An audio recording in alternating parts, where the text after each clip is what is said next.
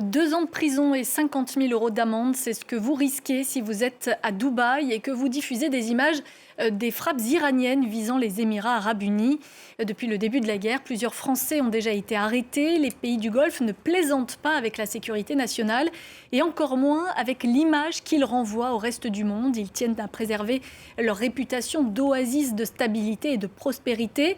Mais qui peuvent-ils encore convaincre? Assisterait-on à la fin d'un mirage? On va en parler avec vous, Myriam Cohn-Benrad.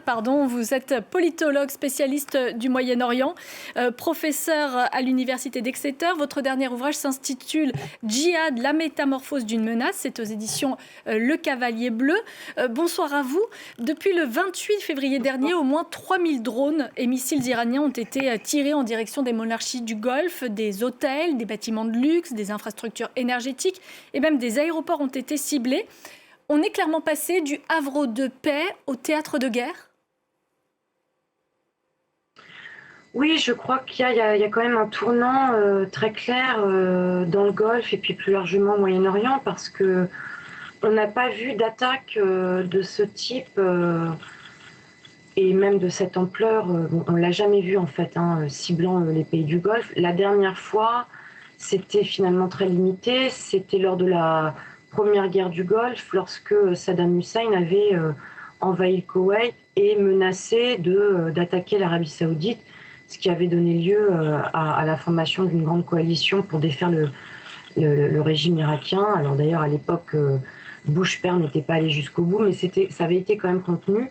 Là, c'est la première fois dans l'histoire du Golfe tel qu'il s'est développé, de ces pétromonarchies, qu'on a en effet un climat de guerre qui s'installe avec des attaques directes et la fin en effet de cette image de sanctuaire que la péninsule pouvait renvoyer face à un Moyen-Orient par ailleurs déchiré par des conflits. Bon, alors avec l'exception du Yémen évidemment qui est en guerre civile depuis des décennies, mais globalement on avait cette image en effet d'un sanctuaire stable par rapport à un Moyen-Orient en feu, embrasé ailleurs. Et là c'est vraiment, vous voyez les images, c'est vrai que c'est une image qui se brise sous nos yeux. On comprend que ces pays rechignent à ternir cette image et que c'est pour ça qu'ils ont recours à la censure, à des arrestations d'influenceurs, de personnes qui diffusent ces images. Mais ce n'est pas illusoire de vouloir faire croire que tout va bien lorsque ce n'est pas le cas? Alors oui, c'est illusoire parce que dans tous les cas, les images, elles seront diffusées d'une manière ou d'une autre. Là, il y a plusieurs enjeux, vous l'avez dit dans l'introduction, un enjeu sécuritaire parce qu'on a peur en effet que ces images, mais ça c'est valable je dirais pour tous les pays aujourd'hui en guerre, on a peur que ces images qui vont tomber bien évidemment dans les mains de l'ennemi lui servent à faire du renseignement, à attaquer par drone, par missile. Bon là c'est essentiellement des attaques de drones d'ailleurs, mais les Émirats arabes unis comme d'autres pays ne sont pas du tout prêts à faire face et d'ailleurs ont appelé un certain nombre d'experts ukrainiens qui eux sont passés maîtres dans l'art de déjouer ce type d'attaque. Donc il y a cet enjeu sécuritaire et puis après en effet il y a le soft power, la puissance douce que les Émirats arabes unis comme d'autres ont voulu créer, façonner en renvoyant encore une fois l'image de la stabilité, de l'opulence, de la modernité, voire du futurisme. Les influenceurs participaient de cette construction et aujourd'hui, eh bien, tout se retourne finalement contre cette société hyper mondialisée, hyper moderne, comme je l'ai dit, parce qu'on a des attaques directes et en effet la fin d'une forme de mirage, alors qui n'est sans doute pas totalement la fin, mais qui remet en cause un certain nombre de croyances au sujet de ce pays. Les conséquences, en tout cas, elles sont déjà visibles puisque les touristes ne viennent plus.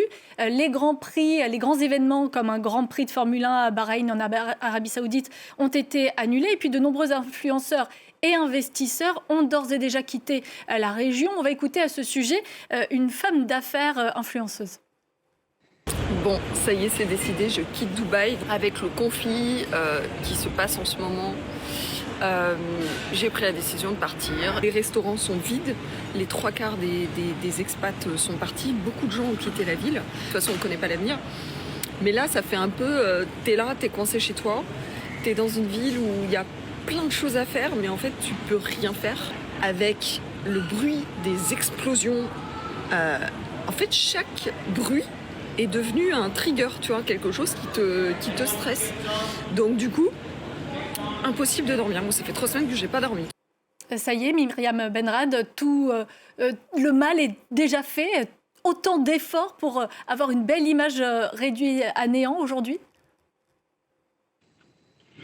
Alors, réduite à néant, je ne sais pas, mais c'est vrai qu'on parlait, moi j'insiste sur les Émirats parce que on parlait à l'échelle du Moyen-Orient de modèle Dubaï qui a été en fait ce premier modèle de mégapole, comme je l'ai dit, hyper moderne, globalisé, futuriste, qui s'est ensuite exporté vers le Qatar, vers Bahreïn, le Koweït, l'Arabie Saoudite et au-delà, puisque ailleurs au Moyen-Orient, tout le monde rêve finalement de Dubaï. C'est devenu une référence, encore une fois, qui aujourd'hui voit son image, oui, grandement altérée. Ça ne veut pas dire que c'est la fin pour autant de Dubaï, mais il y a une forme de fragilité aussi quand même qui est révélée là, parce que quand bien même les Émirats ont des accords de défense avec un certain nombre de pays, dont la France d'ailleurs, on voit que les Iraniens ont réussi quand même à porter un gros coup. D'ailleurs, ils s'en sont pris aussi à ces îles artificielles qui sont le symbole de ce tourisme haut de gamme. Les influenceurs, bien sûr, finalement, cassent l'image eux-mêmes en diffusant, bien sûr, ces images et puis ces entretiens. Et au-delà des influenceurs, je dirais, c'est pas vraiment les influenceurs qui vont porter le plus gros coup économiquement. Il y a surtout la question du retrait de grandes entreprises, dans le secteur tertiaire notamment, à l'heure où les Émirats arabes unis voulaient diversifier leur économie pour réduire leur dépendance aux énergies fossiles, au pétrole et au gaz notamment. Donc est-ce que c'est le début surtout de la fin de cette transition vers d'autres secteurs, si les Émirats sont appelés dans le futur à revenir vers ce type de dépendance, à recentrer autour d'Abu Dhabi finalement, avec Dubaï qui deviendrait plutôt une ville marginale. Bon, on n'en est pas encore là, c'est compliqué, mais là, en effet, tout de même par rapport à des décennies de mythes autour de cette ville, on a vraiment là quelque chose, oui, qui a été abîmé. Ouais, un chiffre, l'industrie touristique perdrait environ 600 millions de dollars par jour actuellement en raison de la situation. On parle déjà des investissements dans l'immobilier qui sont menacés. Est-ce que c'est aussi pour ne pas ternir leur image que les pays du Golfe ne répliquent pas aux attaques de l'Iran? Ou tout simplement parce qu'ils n'en ont pas les moyens?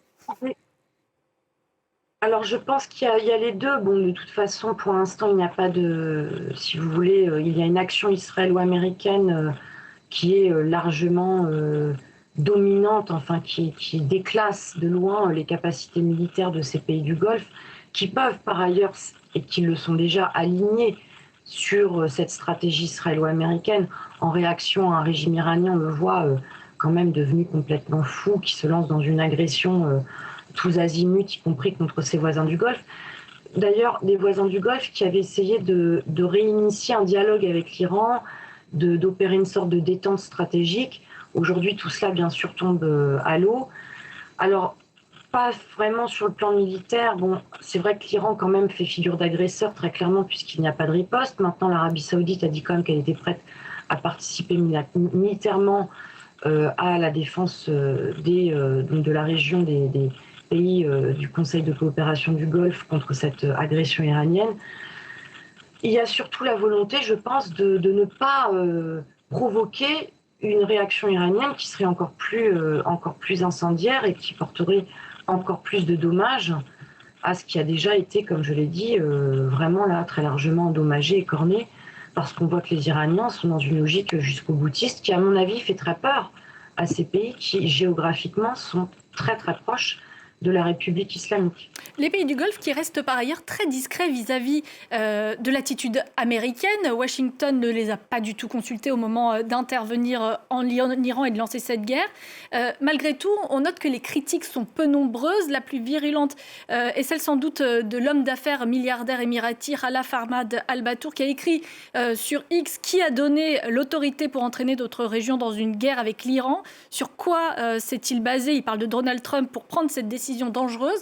Là aussi, il y a de la retenue de la part des monarchies du Golfe pour ne pas froisser l'allié américain? La retenue, elle s'explique pour des raisons, je dirais, géostratégiques qui sont profondes, historiques. Si je prends le cas de l'Arabie Saoudite, depuis la Seconde Guerre mondiale et depuis la fameuse rencontre sur le Quincy entre Américains et Saoudiens, le deal, c'est la sécurité de la péninsule contre les approvisionnements en hydrocarbures. Ce sont les États-Unis qui assurent la sécurité du Golfe Persique de ces pays depuis la fin de la Seconde Guerre mondiale. C'est l'entente qui a été passée entre Saoudiens et Américains et qui, d'une certaine manière, s'étend au reste de la région, puisque pour revenir à la première guerre du Golfe, lors de l'invasion du Koweït par l'Irak, c'est à la demande de l'Arabie Saoudite que cette première guerre du Golfe contre Saddam Hussein avait été déclenchée, parce que l'Arabie Saoudite craignait finalement que ça se finisse en guerre et en invasion plus large de la part du régime irakien. Donc là, je pense que l'appel à la retenue, finalement, il est aussi très clairement une instruction des Américains qui assurent la sécurité de cette région. Ces pays n'ont pas les moyens de leur défense, malgré, encore une fois, je l'ai dit, des accords stratégiques avec un certain nombre de pays. Ils ont essayé de développer leurs capacités militaires, ils ont un appareil sécuritaire interne qui est très puissant. On le voit, hein, ils procèdent à des arrestations. Les forces de sécurité sont à la manœuvre pour essayer, en effet, de ne pas laisser ces images filtrées. Mais après, sur le plan militaire, sur le plan de la guerre, ils ont financé des groupes djihadistes ici et là, mais enfin, ils n'ont pas ce réseau de proxy, de mandataires qu'a développé l'Iran à l'échelle régionale. Ils n'ont pas d'État profond comme en a l'Iran. Donc c'est quand même une situation très complexe pour ces pays aujourd'hui. Merci beaucoup Myriam Benrad d'avoir répondu à la question qui fâche. Et on verra donc combien de temps cela prendra à ces monarchies pour rétablir la confiance des investisseurs et des touristes une fois la guerre terminée. Restez avec nous sur France 24. Tout de suite, c'est le journal de l'Afrique présenté par Kelly Doucy.